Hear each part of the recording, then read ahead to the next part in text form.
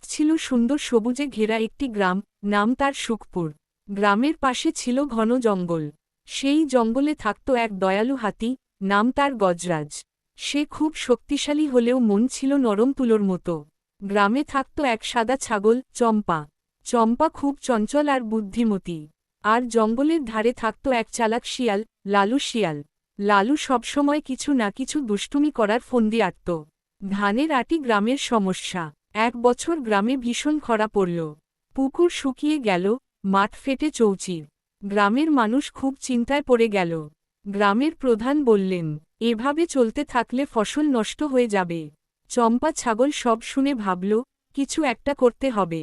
সে দৌড়ে জঙ্গলে গিয়ে গজরাজকে বলল, বন্ধু, আমাদের গ্রাম বিপদে। গজরাজ বলল, চিন্তা করো না, আমি আছি। শেয়াল লালু শিয়ালের ফন্দি। এদিকে লালু শিয়াল ভাবল, যদি আমি সবাইকে ভুল পথে চালাই, তাহলে নিজের লাভ হবে। সে গ্রামে গিয়ে বলল, জঙ্গলের ভেতরে এক গুপ্তধন আছে। সেখানে খুললেই পানি বের হবে। কিছু মানুষ লালুর কথা বিশ্বাস করল। তারা জঙ্গলের ভুল জায়গায় খুঁড়তে লাগল। কিন্তু কিছুই পেল না। চম্পা বুঝতে পারল লালু কিছু একটা গোলমাল করছে। হাতি গজরাজের বুদ্ধি। গজরাজ বলল, আমার দাদু বলতেন, জঙ্গলের বড় বটগাছের পাশে মাটির নিচে জলধারা আছে। সবাই মিলে সেই জায়গায় খোঁড়া শুরু করল। গজরাজ তার শক্তিশালী সুর দিয়ে বড় বড় মাটি সরাতে লাগল। হঠাৎ ছোপছোপ মাটি থেকে পানি বেরিয়ে এল। গ্রামের মানুষ আনন্দে চিৎকার করে উঠল, জল, জল। শেয়াল শিয়ালের লজ্জা। লালু শিয়াল লুকিয়ে সব দেখছিল। সে বুঝল তার মিথ্যে ধরা পড়েছে।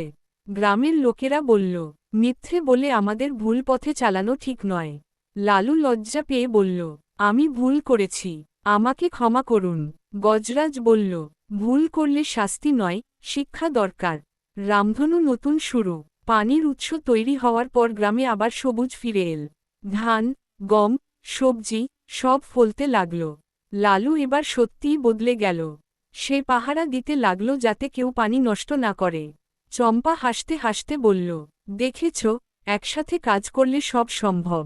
গজরাজ বলল, শক্তি আর বুদ্ধি যদি ভালো কাজে লাগে, তবেই সবার মঙ্গল। পার্টি পপার বড় উৎসব। কয়েক মাস পর সুখপুর গ্রামে বড় উৎসব হল। ঢাক ঢোল বাজল, সবাই নাচল গাইল।